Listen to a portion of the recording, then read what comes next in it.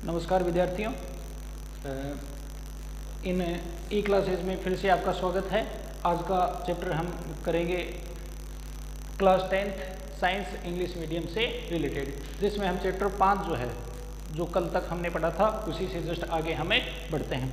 अभी तक हमने पढ़ा है एसिड्स, बेसेस एंड साल्ट्स वगैरह जो हैं, उनके कुछ एग्जाम्पल हैं, उनकी डेफिनेशंस वगैरह जो हैं उनके बारे में हमने पढ़ा था। इसके बाद में कुछ सिंपल यूजेज जो हैं वो अपने सिलेबस में दिए हुए हैं, उनको आप थोड़ा सा ध्यान में रखोगे। छोटे छोटे एक एक नंबर के प्रश्न के रूप में कई बार ये छोटे क्वेश्चन पूछ लिए जाते हैं। अब सबसे पहले देखें यूजेज ऑफ एसिड्स। हालांकि कई सारे एसिड्स होते हैं, लेकिन जो सिलेबस में पाठ्यक्रम में दिया है केवल हम उसी को स्टडी करेंगे, उसी को ध्यान में रखना है। सबसे पहला यूज है HCl या फिर हाइड्रोक्लोरिक एसिड का। इसका यूज होता है बॉयलर्स, भट्टियाँ वगैरह जो होती हैं उनको साफ करने में, उनकी जो इनर सरफेस है उसकी क्लीनिंग करने के लिए इसको काम में लिया जाता है। इसके अलावा सिंक एंड सैनिटरी आइटम्स जो होते हैं, टॉयलेट एसेसरीज वगैरह जो होती हैं, उनकी सफाई के लिए भी इनको काम में लेते हैं। नॉर्मली इसको हमें कहते हैं, या मार्केट वगैरह में ये मिलता है नमक के तेजाब के रूप में या नाम से मिलता है, जिसकी सफाई के लिए काम में लेते हैं। H2SO4 इसे किंग ऑफ एसिड्स कहा जाता है, क्योंकि इंडस्ट्रीज जो होती हैं उनके अंदर इसका अलग अलग रूप से उपयोग किया जाता है, या सबसे ज़्यादा ये काम में आता है। तो इंडस्ट्रियल यूजेज या इंडस्ट्रियल ग्रोथ जो है उसका मेजरमेंट भी इसी से करते हैं, और सबसे ज़्यादा यूज में आने के कारण से इसे किंग ऑफ एसिड्स जो है वो कहा जाता है। इसके अलावा इसका सेल उपयोग जो है वो बैटरी या सेल जो है उसमें भी किया जाता है। कई बार बैटरी डिस्चार्ज हो जाती है, उसमें कहते हैं कि तेजाब डलवाना है, तो जो तेजाब डलवाया जाता है वो H2SO4 या सल्फ्यूरिक एसिड ही होता है, तो उनको फिर से चार्ज करने के लिए ये काम में लिया जाता है। तो सेल और बैटरी को चार्ज करने में ये काम में लेते हैं। इसके बाद में एक और अम्ल है HNO3 या नाइट्रिक अम्ल। इसका उपयोग किया जाता है फर्टिलाइजर का प्रोडक्शन करने के लिए। फर्टिलाइजर जो खेतों में हम फर्टिलिटी, सॉइल फर्टिलिटी बढ़ाने के लिए काम में लेते हैं, उसके लिए, उनके प्रोडक्शन के लिए ये काम में आता है। इसके अलावा गोल्ड और सिल्वर जो हैं उनकी सफाई के लिए भी इसको काम में लेते हैं। सुनार वगैरह इसका उपयोग करते हैं। एसिटिक एसिड CH3COOH, इसका उपयोग फूड प्रिजर्वेशन में किया जाता है। अचार वगैरह, पिकल्स वगैरह जो हैं उनको प्रिजर्व करने के लिए उसमें विनेगर वगैरह जो डालते हैं, या स्वाद बढ़ाने के लिए कई फूड प्रोडक्ट का उसमें विनेगर जो डालते हैं, उस विनेगर का एक कंपोनेंट ये एसिटिक एसिड होता है। इसके अलावा फर्नीचर वुड, लकड़ी के जो फर्नीचर वगैरह बनाए जाते हैं उनकी साफ सफाई के लिए भी इसको काम में लेते हैं। कुछ बेसेज जो हैं उनके यूज यदि हम देखें, जैसे कास्टिक सोडा या सोडियम हाइड्रोक्साइड, इसका उपयोग कई सारी इंडस्ट्रीज में किया जाता है। सोप, पेपर, टेक्सटाइल इंडस्ट्रीज जो हैं उनके अंदर इसका उपयोग किया जाता है। कागज़ बनाने का जो उद्योग है उसमें ये काम में लेते हैं। रेयन जैसे रेसे जो हैं, फाइबर्स जो हैं वो बनाने के लिए काम में लेते हैं। या साबुन बनाने की जो प्रक्रिया है जो इसी चैप्टर में हम आगे पढ़ेंगे, उसमें भी ये काम में आता है। MgOH2, इसका उपयोग एंटासिड के रूप में किया जाता है। एसिडिटी का इफेक्ट जो है उसको दूर करने के लिए ये काम में लिया जाता है। आज ही हम इसके बारे में पूरा डिटेल से भी पढ़ेंगे। कैल्शियम हाइड्रोक्साइड, ये एंटासिड के रूप में ये भी काम में आता है। इसके अलावा सॉइल ट्रीटमेंट करने के लिए भी इसको काम में लेते हैं। सॉइल की एसिडिटी बढ़ जाती है तो उसकी फर्टिलिटी कम हो जाती है, और पूर्ण फर्टिलिटी को इंक्रीज करने के लिए सॉइल ट्रीटमेंट करना पड़ता है, जिसके लिए कैल्शियम हाइड्रोक्साइड काम में लेते हैं। कुछ साल्ट के यूजेज, जैसे कैल्शियम कार्बोनेट है। कैल्शियम कार्बोनेट जो है वो मार्बल के रूप में मिलता है, ज़मीन के अंदर दबा हुआ, और ये मार्बल जो है वो नॉर्मल हम जानते हैं फ्लोर वगैरह बनाने के लिए काम में लेते हैं। या फिर सीमेंट का प्रोडक्शन करने के लिए भी ये काम में लिया जाता है। मेटलर्जी ऑफ आयरन, आयरन जो ओर के रूप में, एस्क के रूप में मिलता है, उससे हम जो यूज में काम में आने वाला आयरन प्राप्त करते हैं, उसके लिए जो मेटलर्जी की जाती है, यानी आयरन को का निष्कर्षण करने का जो प्रोसेस होता है उसमें ये काम में आता है। इसके अलावा NH4NO3 अमोनियम नाइट्रेट जो है उसका उपयोग एक्सप्लोसिव और फर्टिलाइजर के प्रोडक्शन में किया जाता है। विस्फोटक सामग्री जैसे TNT वगैरह जैसे, या फिर फर्टिलाइजर जो हैं उनके प्रोडक्शन में ये काम में लिया जाता है। तो एक्सप्लोसिव और फर्टिलाइजर इंडस्ट्रीज जो है उसमें इसका उपयोग किया जाता है। AgNO3 या सिल्वर नाइट्रेट, इसका उपयोग फोटोग्राफी में किया जाता है। आजकल डिजिटल कैमरा वगैरह जो है वो आने लगे हैं, जो मोबाइल वगैरह में भी मिलते हैं, लेकिन पुराने समय में जो काम में लेते थे कैमरे फोटोग्राफी वगैरह के लिए, उसमें रोल डालते थे। रोल, या जिसको हम नॉर्मली रील कहते हैं, उस रील के ऊपर एक सॉल्यूशन जो है वो लगा हुआ मिलता था, वो AgNO3 या सिल्वर नाइट्रेट का होता था। तो ये फोटोग्राफी में काम में आने वाला है। एलम या फिटकरी जो वाटर ट्रीटमेंट या पानी का प्यूरिफिकेशन करने के लिए काम में लिया जाता है। अब नोट्स वगैरह जो आपको दिए हुए हैं उसमें थोड़ा सा आप सुधार करोगे। AgNO3 जो है उसके सामने ये लिख दिया कि उसका उपयोग ये किया जाता है एक्सप्लोसिव और फर्टिलाइजर में, तो उसको आप थोड़ा सा सुधार कर लेंगे। ये एक्सप्लोसिव और फर्टिलाइजर के लिए जो सॉल्ट काम में आता है वो NH4NO3 है, और AgNO3 का जो यूज है उसके सामने आप लिख लोगे फोटोग्राफी या इन फोटोग्राफी, ये फोटोग्राफी में काम में आता है। हाँ, तो यूजेज वगैरह पढ़ने के बाद में इसी को हम चैप्टर में आगे बढ़ते हैं। आगे जो अगला टॉपिक आता है वो है pH स्केल। अब सबसे पहली चीज़ ये देखेंगे pH स्केल जो है वो होगी क्या। जैसे हम नॉर्मली कोई लेंथ वगैरह मापने के लिए काम में लेते हैं स्केल, कोई लाइन खींचनी है मैथ वगैरह के अंदर हम देखते हैं कि 2 सेंटीमीटर लंबी कोई लाइन खींचनी है या 5 सेंटीमीटर दूरी मापनी है, तो मापने के लिए एक स्केल काम में ली जाती है। इसी तरह से किसी और चीज़ का मापन करना हो, टेम्परेचर का मेजरमेंट करना हो हमें, या फिर वेट का मेजरमेंट करना हो, तो उसके लिए एक विशेष बनी हुई स्केल जो है वो काम में लेते हैं। इसी तरह से मेजरमेंट हमें यदि करना हो नेचर का, केमिकल नेचर का, यदि हमें मेजरमेंट करना हो कि वो एसिडिक है, बेसिक है, न्यूट्रल है, और कितना एसिडिक कितना बेसिक है, तो उसके लिए उसका मेजरमेंट करने के लिए हम एक स्केल जो है वो प्रोपोनेट की गई है या प्रतिपादित की गई है, बनाई गई है, तैयार की गई है जोरेनसन के द्वारा। जोरेनसन ने ये जो pH स्केल बनाई है इसमें 2 वर्ड आ रहे हैं P और H। P का अर्थ यहाँ पर एक जर्मन वर्ड, P जो है वो एक जर्मन वर्ड से लिया गया है जिसको कहते हैं पोटेंस, और इसका अर्थ होता है स्ट्रेंथ, और H यहाँ पर है शो करता है हाइड्रोजन आयन की कंसंट्रेशन को। अब हाइड्रोजन आयन कंसंट्रेशन किसी सॉल्यूशन में कितनी है, या हाइड्रोजन आयनों की सामर्थ्य जो है, स्ट्रेंथ जो है वो कितनी है किसी सॉल्यूशन में, वो उस सॉल्यूशन की pH को शो करेगी। या किसी सॉल्यूशन में हाइड्रोजन आयनों की कंसंट्रेशन स्ट्रेंथ जो है वही क्या है pH। अब इसे डिफाइन किया जाता है कैसे, the negative logarithm of a H plus concentration known as pH। Hydrogen आयनों की सांद्रता का जो ऋणात्मक लघुगणक होता है, नेगेटिव लोगरिथम होता है -log10, यही क्या है pH होगा। तो इस बेसिस पर देखें तो फार्मूला pH का ये बन गया, pH = -log10 या नेगेटिव लोगरिथम H प्लस ए कंसंट्रेशन। अब एक दूसरा फार्मूला ये भी इसमें काम में लेते हैं, हाइड्रोजन आयन कंसंट्रेशन और हाइड्रोनियम आयन कंसंट्रेशन दोनों एक ही बात है, क्योंकि ये चीज़ हमने पढ़ी थी कि एसिड जो है वो वाटर में सोल्यूबल होकर या वाटर में डिजोल्व होकर H पॉजिटिव आयन या प्रोटॉन आयन देते हैं, लेकिन प्रोटॉन आयन हाईली रिएक्टिव होने के कारण से वाटर मॉलिक्यूल से रिएक्शन कर लेते हैं, और ये प्रोटॉन आयन वाटर मॉलिक्यूल से रिएक्शन करके क्या बनाते हैं, H3O पॉजिटिव या हाइड्रोनियम आयन बनाते हैं। इसका मतलब सीधा सा हम ये कह सकते हैं कि एक सॉल्यूशन में जितने H पॉजिटिव आयन है उतने हाइड्रोनियम आयन है, या जितने हाइड्रोनियम आयन है उतने ही H पॉजिटिव आयन है। तो हाइड्रोनियम आयन कंसंट्रेशन की बात करें चाहे, या फिर चाहे हमें हाइड्रोजन आयन कंसंट्रेशन की बात करें, दोनों एक ही बातें हैं। तो इसलिए ये दोनों ही फार्मूलाज जो हैं वो काम में लिए जाते हैं। अब एक नॉर्मल एग्जाम्पल ये भी हम देखें, जैसे प्योर वाटर जो होता है, प्योर वाटर में हाइड्रोजन आयन कंसंट्रेशन जो है वो ये होती है 1 × 10⁻⁷ मोले पर लीटर। अब इसकी pH का मेजरमेंट करना हो तो कैसे करेंगे, pH = -log10 hydrogen ion concentration जो है वो यहाँ पर रख दी। अब इस -log को यदि हम माइनस घात से हटाते हैं तो उस कंडीशन में माइनस और माइनस प्लस हो जाएंगे, और इसका जो सॉल्यूशन होगा वो ये होगा 7log10, और log को यदि हटा दिया जाए तो pH वैल्यू आ जाएगी और वो होगी 7, यानी प्योर वाटर की pH 7 होती है जो न्यूट्रल pH को शो करता है। अब इस बेसिस पर एक जो स्केल है वो बनाई गई है। ये pH स्केल जो होती है इसमें जो पाठ्यांक, जो पॉइंट्स जो दिए होते हैं वो 0 से 14 तक होते हैं, 0 to 14 पॉइंट जो है वो इसमें मिलेंगे, पाठ्यांक मिलेंगे। इनमें मिड वैल्यू जो है वो होती है 7 जो न्यूट्रल pH को शो करती है।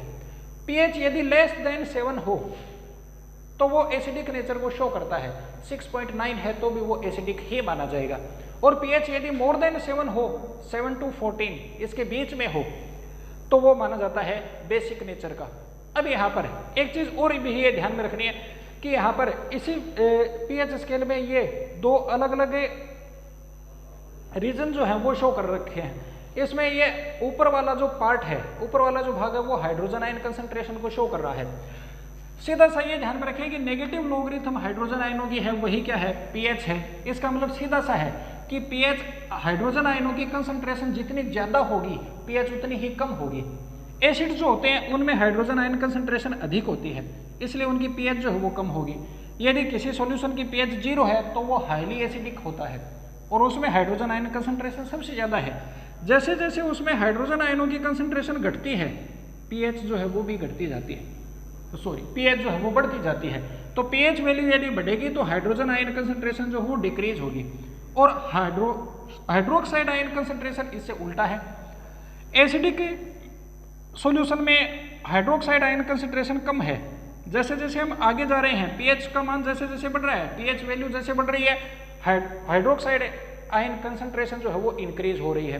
तो सीधा सा हम ये कह सकते हैं कि इस ओर जाने पर यदि पीएच वैल्यू जब बढ़ती है तो उस कंडीशन में हाइड्रोजन आयन कंसंट्रेशन जो है, हाइड्रोजन आयनों की कंसंट्रेशन जो है वो क्या होती है, डिक्रीज, और हाइड्रोक्साइड आयन कंसंट्रेशन जो है वो कंसंट्रेशन यहाँ पर क्या होती है, इंक्रीज। तो OH आयन कंसंट्रेशन इंक्रीज होगी पीएच वैल्यू बढ़ने पर और हाइड्रोजन आयन कंसंट्रेशन जो है वो क्या होगी, डिक्रीज होगी। तो इससे रिलेटेड कई सारी चीजें जो है वो कई बार पूछ ली जाती हैं, उनको ध्यान में रखेंगे। जैसे यहाँ पर नॉर्मली सीधा सा देखें, इस ओर की बात करें 7 से पहले एसिडिक नेचर जहाँ पर होती है वहाँ पर H+ कंसंट्रेशन जो है वो क्या है, more than hydroxide ion concentration, और यहाँ पर हाइड्रोक्साइड कंसंट्रेशन जो है वो है मोर देन हाइड्रोजन आयन। जबकि यहाँ पर यदि हम देखें तो यहाँ पर दोनों रीजन एकदम बराबर हैं, यानी यहाँ पर हाइड्रोजन आयन कंसंट्रेशन इक्वल हो जाती है किसके, हाइड्रोक्साइड आयन के। तो एक सॉल्यूशन में दोनों आयन्स हो सकते हैं, हाइड्रोजन आयन और हाइड्रोक्साइड आयन, लेकिन वो यदि इक्वल है तो इसका मतलब वो क्या माना जाएगा, न्यूट्रल माना जाएगा। अब इनके कुछ एग्जाम्पल वगैरह जो हैं उनकी हम बात करें, जैसे एसिडिक के एग्जाम्पल की बात करें, curd, milk, gastric juice, tomato, lemon, जिनमें खट्टेपन का स्वाद होता है वो सारे एसिडिक नेचर के होते हैं। प्योर वाटर जो है वो न्यूट्रल होता है, जबकि ब्लड, मिल्क ऑफ मैग्नीशिया जो एंटासिड के रूप में काम में लिया जाता है, इनो वगैरह, जेलुसिल जो है उनके अंदर ही आता है, तो वो बेसिक नेचर का होता है। कोल्ड ड्रिंक जो कोक, पेप्सी वगैरह पीते हैं वो बेसिक नेचर के होते हैं। साबुन का जो पानी होता है, सॉल्यूशन होता है, सोप सॉल्यूशन, वो भी बेसिक नेचर का होता है। अब इस बेसिस पर थोड़ी सी एक चीज़ जो है उसको ध्यान में रखें, कई बार इस तरह के क्वेश्चंस वगैरह जो है वो अप्लाई कर लिए जाते हैं। जैसे हमारे पास में 4 सॉल्यूशन हैं या 5 सॉल्यूशन है, A, B, C, D और E। इनमें एक की जो पीएच है वो है 3, एक की पीएच जो है वो है 5, एक की है 7, एक की है 9 और एक की है 11। अब यहाँ पर इनकी नेचर क्या होगी उसको यदि हम देखें तो उसमें पीएच के बेसिस पर सीधा सा ध्यान में रखें, जिसकी पीएच 7 हो वो क्या होगा, न्यूट्रल। तो ये न्यूट्रल है।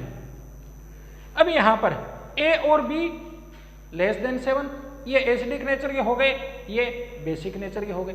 अब इनमें भी अंतर यदि हमें करना हो, इनमें भी कंपेरिजन करना हो तो उसके लिए सीधा सा ध्यान में रखें, जैसे जैसे हम 7 से 0 की ओर आते हैं, यानी इस ओर आते हैं, हाइड्रोजन आयन कंसंट्रेशन जो है वो बढ़ेगी। ध्यान में रखें, इस ओर आना, यानी 7 से 0 की ओर आने पर जो एसिडिक नेचर है वो बढ़ती है। इसका मतलब यहाँ पर 5 जो है वो पहले आ जाता है, 3 बाद में आता है। इसका मतलब ये लेस एसिडिक है, ये मोर एसिडिक है, क्योंकि ये 7 से दूर है। 7 से दूर जो वैल्यू होती है वो क्या होगी, स्ट्रॉन्गनेस को शो करेगी, और 7 के पास में होगी वो वीकनेस को। इसका मतलब ये B जो है इसकी pH 5 है, तो ये एसिडिक तो है, लेकिन ये कैसा है, वीक एसिड। और इसकी तुलना में यदि ये देखें तो 3 होने पर 7 से pH लेस है, इसलिए ये क्या है, एसिडिक। लेकिन ये क्या है, इसकी तुलना में स्ट्रॉन्ग एसिड। तो इसलिए ये ध्यान में रखें, pH यदि एसिडिक हो तो जो कम pH होती है वो स्ट्रॉन्ग एसिड की होती है, और हाई pH वैल्यू जो है वो होती है वीक एसिड की। अब D और E की बात करें, मोर देन 7 pH वैल्यू है, इसलिए ये दोनों ही क्या है, बेसिक नेचर के हैं। अब इनमें से कौन सा स्ट्रॉन्ग है, कौन सा वीक है, तो सीधा सा देखें, जैसे जैसे हम इस ओर जा रहे हैं एसिडिक नेचर कम होती जा रही है, बेसिक नेचर बढ़ती जा रही है। यानी 7 से 14 की तरफ जाते हैं तो बेसिक नेचर बढ़ती है, 7 से दूर जाते हैं इस ओर तो बेसिक नेचर बढ़ेगी, इस ओर तो एसिडिक नेचर बढ़ेगी। अब इस वैल्यू के अनुसार देखें तो 9 यहाँ और 11 यहाँ, ये आता है। तो 7 से दूर ज़्यादा कौन हो गया, 11, यानी ये है स्ट्रॉन्ग। और स्ट्रॉन्ग में भी क्या, बेस, क्योंकि मोर देन 7 है, और ये है 9 मोर देन 7 है, इसलिए ये बेस है, लेकिन 11 से कम है, इसलिए ये क्या हो गया, या 7 के या नज़दीक है इसलिए ये क्या हो गया, वीक। तो इसे लिहाज से देखें तो इनकी जो नेचर है वही आती है। pH 7 है तो न्यूट्रल, 7 से कम है तो एसिड, 7 के पास में है तो वीक, दूर है तो स्ट्रॉन्ग, 7 से ज़्यादा है तो बेस, 7 के पास में है तो वीक, 7 से दूर है तो स्ट्रॉन्ग बेस से हो जाएगा। इसके बाद में हम pH का कुछ व्यवहारिक उपयोग जो है, दैनिक जीवन में उपयोग जो है, डेली यूज जो है, उससे रिलेटेड कुछ फिनोमिनन जो है उनकी हम स्टडी यहीं पर करते हैं। अब इनके अंदर यदि देखें तो इससे रिलेटेड कई बार क्वेश्चन वगैरह जो है वो पूछ लिए जाते हैं। ये 5 फिनोमिनन जो है वो अपने सिलेबस में दी गई है, उनकी स्टडी हम करेंगे। इसमें पहली जो फिनोमिनन आती है वो फिनोमिनन है एसिडिटी। अब ये देखें कि एसिडिटी है क्या। एसिडिटी का सीधा सा अर्थ यहाँ पर क्या होगा, एसिड कंसंट्रेशन बढ़ना। एसिडिटी, कई बार हम खाना कम खाते हैं, भूखे रहते हैं, चाय वगैरह ज़्यादा पी लेते हैं या ऑयली चीज़ें ज़्यादा वगैरह खा लेते हैं, तो उसके कारण से पेट में जलन सी होने लगती है और हम ये कहते हैं कि एसिडिटी हो गई है, पेट में गैस वगैरह बनने लगती है। उसका जो कारण है वो क्या होगा, क्योंकि जो खाना हम खाते हैं वो हमारे स्टोमक में जाता है और स्टोमक में उस फूड को डाइजेस्ट करने के लिए एक डाइजेस्टिव जूस जो है वो सीक्रेट होता है, जिसको कहते हैं गैस्ट्रिक जूस। और इस गैस्ट्रिक जूस में, गैस्ट्रिक जूस जो है वो एसिडिक नेचर का होता है, क्योंकि इसमें एक एसिड होता है HCl, हाइड्रोक्लोरिक एसिड। और ये हाइड्रोक्लोरिक एसिड पेप्सिन एंजाइम को एक्टिव करता है, इसलिए डाइजेशन के लिए ज़रूरी है। लेकिन हमने प्रोटीन चीज़ें जो है वो कम खाई हैं, चाय वगैरह पी है, तो उसके कारण से पेट खाली रहता है ज़्यादा देर तक, और गैस्ट्रिक जूस यदि सीक्रेट होने लगे तो उसके कारण से स्टोमक या पेट जो है हमारा, उसकी एसिडिटी बढ़ जाएगी, उसमें एसिड कंसंट्रेशन बढ़ गई, यानी उसकी pH कम हो गई, और उसके कारण से वो हमारे पेट की दीवार या जो स्टोमक होता है उसकी दीवार को जलाने लगता है, और उसके कारण से पेट में जलन होने लगती है, खट्टी डकार आने लगती है, तो और पेट में दर्द होने लगता है। इस कंडीशन को हम क्या कहते हैं, एसिडिटी कहेंगे। तो इसका कारण क्या हुआ, गैस्ट्रिक जूस या HCl के कारण से पेट में एसिड कंसंट्रेशन का बढ़ना या pH का कम हो जाना। अब इसका ट्रीटमेंट जो है वो कैसे किया जाएगा, तो एसिडिटी का ट्रीटमेंट करने के लिए हम इनो, जेलुसिल, इस तरह की कुछ दवाइयाँ लेते हैं। इनो को पानी में मिलाकर पेट के अंदर डाल लेते हैं, उसके कारण से एसिडिटी कम हो जाती है। उसका कारण क्या है, क्योंकि इनो वगैरह जैसी जो दवाइयाँ वगैरह हम लेते हैं उनको कहा जाता है एंटासिड। एंटासिड औषधियाँ उनको कहा जाता है। ये एंटासिड होती हैं क्यों, क्योंकि इनकी जो नेचर है वो कैसी होती है, वीक बेसिक। ये वीक बेसिक नेचर के होते हैं। इनमें मिल्क ऑफ मैग्नीशिया यानी मैग्नीशियम हाइड्रोक्साइड एक वीक बेस होता है, और ये जैसे ही पेट में जाता है न्यूट्रलाइजेशन रिएक्शन शो करता है, और ये न्यूट्रलाइज कर देता है एसिड को। तो एसिड को न्यूट्रलाइज करने के लिए जो औषधि काम में आई वो हो गई एंटासिड औषधि। फिर दूसरी फिनोमिनन जो है उसकी हम बात करते हैं, ये फर्स्ट, ये second, tooth decay. Tooth decay जो है वो क्या होगा, उसके लिए ध्यान में रखें, हमारे मुंह में जो दांत होते हैं उन दांतों के ऊपर एक हार्ड कवरिंग पाई जाती है इनमेल की। इनमेल नामक एक पदार्थ की जो सबसे स्ट्रॉन्ग सबस्टांस होता है हमारे शरीर का, हड्डियों से भी ज़्यादा मजबूत ये होता है। लेकिन इसकी एक कमी है, अम्ल की प्रेजेंस में ये डिस्ट्रॉय होने लगता है या डिग्रेडेड होने लगता है। अब ये अम्ल मुंह में कहाँ से आएगा, नॉर्मली हम देखें तो हमारे मुंह में लार वगैरह जो हो हमेशा बनी रहती है, और उसके कारण से मुंह जो है वो थोड़ा सा हल्की एसिडिक नेचर को शो करता है। साफ मुंह जो है उसकी pH भी लगभग क्या होती है, 6.5। लेकिन जब हम खाना वगैरह खाते हैं और उसके बाद में दांत वगैरह पूरी तरह से सही तरीके से साफ नहीं करते हैं, ब्रश वगैरह नहीं करते हैं, तो फूड पार्टिकल जो है वो दांतों के बीच में फंसे हुए रह जाते हैं और उन पर बैक्टीरिया जो है वो ग्रो करने लगते हैं, और वो बैक्टीरिया जो है वो एसिड का प्रोडक्शन करते हैं, और उसके कारण से pH और भी कम होने लगती है, 5.5 या उससे भी नीचे आ जाती है। अब pH यदि और कम हो जाए तो इसका मतलब मुंह में दांतों के पास में या दांत जो हैं, हमारे टीथ जो हैं वो एसिडिक कंडीशन में आ गए, और उसके कारण से इनमेल जो है वो डिस्ट्रॉय होने लगता है, और उसके कारण से दांतों की ऊपरी सतह पर गड्ढे से बन जाते हैं, कैविटीज बन जाती हैं, और सेंसिटिविटी जो है वो महसूस होने लगती है। यही कंडीशन टूथ डीके है।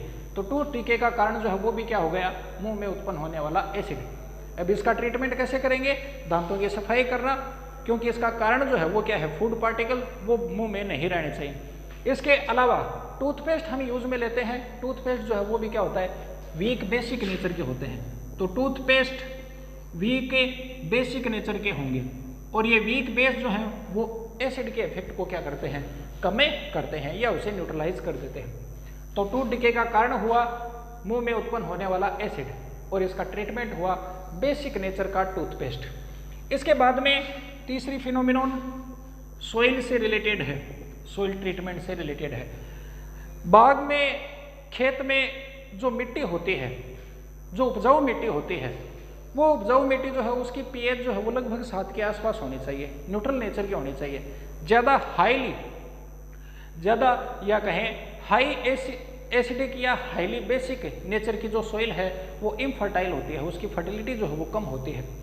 अब नॉर्मली हम फर्टिलिटी वगैरह बढ़ाने के लिए खेतों में फर्टिलाइजर जो है वो यूज़ करते हैं और फर्टिलाइजर का यूज़ हम करते हैं किस लिए, ताकि फर्टिलिटी बढ़ सके और ये फर्टिलिटी बढ़ाते भी हैं। लेकिन इनकी भी एक कमी है, ये भी कैसे होते हैं, एसिडिक नेचर के होते हैं। तो इसके कारण से जो मिट्टी में फर्टिलाइजर ज़्यादा यूज किया जाए तो ऐसी जो सॉइल है वो कैसी हो जाती है, एसिडिक, जिसकी फर्टिलिटी कुछ घट जाती है।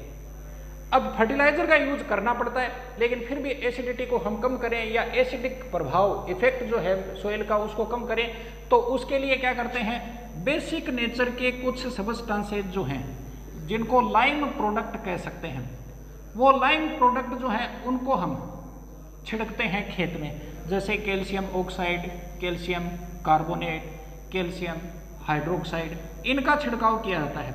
ये वीक बेसिक नेचर के जो एसिडिक नेचर को क्या कर देंगे, न्यूट्रलाइज कर देंगे, जिससे सॉइल ट्रीटमेंट हो जाएगा। तो सॉइल ट्रीटमेंट में इनको काम में लिया जाता है, इनका यूज जो है उसमें भी हमने पढ़ा था, ये सॉइल ट्रीटमेंट में काम में आते हैं। फोर्थ वन फिनोमिनन जो है उसकी हम बात करें, वो है स्टिंग से रिलेटेड। स्टिंग या दंश, डंक जो होते हैं, आंट स्टिंग, लाल चींटी है वो काट लेती है तो त्वचा लाल सी हो जाती है और वहाँ पर जलन सी होने लगती है। या हनी भी, मधुमक्खियाँ वगैरह काटती हैं तो उनके कारण से जलन होने लगती है। उसका कारण क्या होता है, उनके स्टिंग में एक एसिड होता है जिसको हम कहते हैं फॉर्मिक एसिड, और ये जैसे ही त्वचा में जाता है, शरीर में जाता है, वहाँ पर जलन उत्पन्न करता है। इसको हम प्रभाव को, इस इफेक्ट को हम कम कैसे कर सकते हैं, एसिड का उपचार कौन करेगा, ट्रीटमेंट कौन करेगा, बेस। तो इसके लिए बेसिक नेचर के जो सबस्टांस हैं उसको काम में लेते हैं। जैसे खाने का सोडा आता है, खाने का सोडा जो फूड स्टफ वगैरह बनाने के लिए काम में लिया जाता है, उसको पानी में मिला दिया जाए और पानी में मिलाकर यदि काटे हुए स्थान पर जहाँ पर स्टिंग बाइट हुई है वहाँ पर लगाया जाए तो उससे कुछ रिलीफ जो है वो मिलती है। या फिर टूथपेस्ट जो है वो भी बेसिक नेचर के आते हैं, उसे लगाते हैं तो भी उसमें कुछ सहारा जो है वो मिलता है। फिर फिफ्थ जो है उसकी हम बात करें फिनोमिनन, वो है एसिडिक रेन या एसिड रेन भी जिसको हम कह सकते हैं। एसिडिक रेन या एसिड रेन क्या होगी, नॉर्मली जो रेन के रूप में पानी आता है बादलों से वो प्योर वाटर होता है, उसकी पीएच 7 होती है, यानी वो कैसा होता है, न्यूट्रल। लेकिन एसिडिक रेन का जो मेन कारण होता है वो है पोल्यूशन।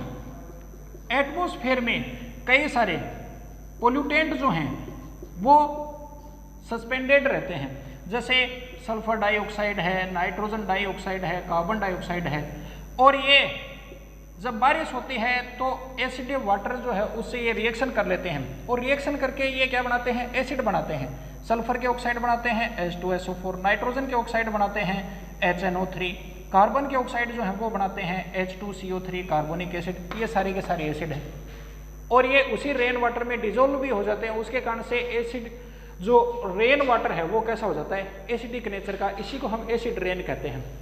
और इसका जो दुष्प्रभाव है, बुरा प्रभाव जो है, बैड इफेक्ट है, वो किस पर पड़ेगा, जिस जीव पर गिरेगा उस पर।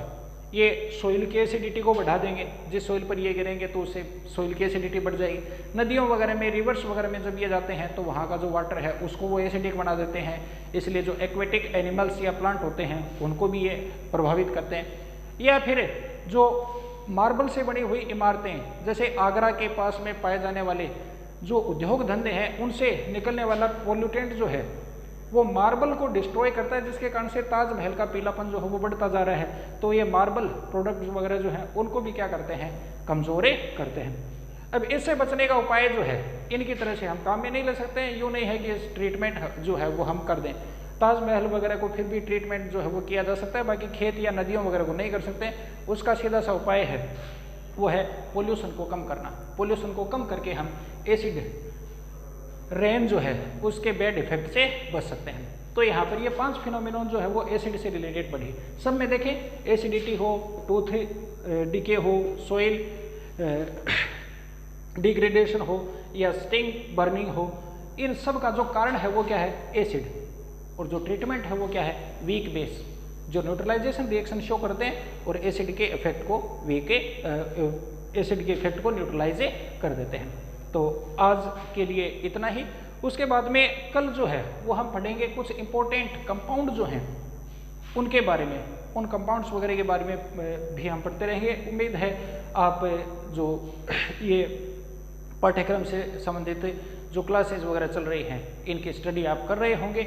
नोट्स वगैरह जो हैं वो भी आपको अवेलेबल करवाए हुए हैं, इनको भी साथ साथ में आप उतारते रहें। कम से कम जितना एक दिन में पढ़ाया जाता है उतना आप अपनी कॉपी जो है उसमें भी नोट कर लें। उनमें कोई दिक्कत वगैरह आती है, कोई प्रॉब्लम आती है तो वो कमेंट वगैरह करके हमें या फिर अशोक जी को कमेंट करके आप पूछ सकते हैं। हम आपकी दिक्कत को दूर करने का हम पूरा प्रयास करेंगे। आज के लिए इतना ही, धन्यवाद।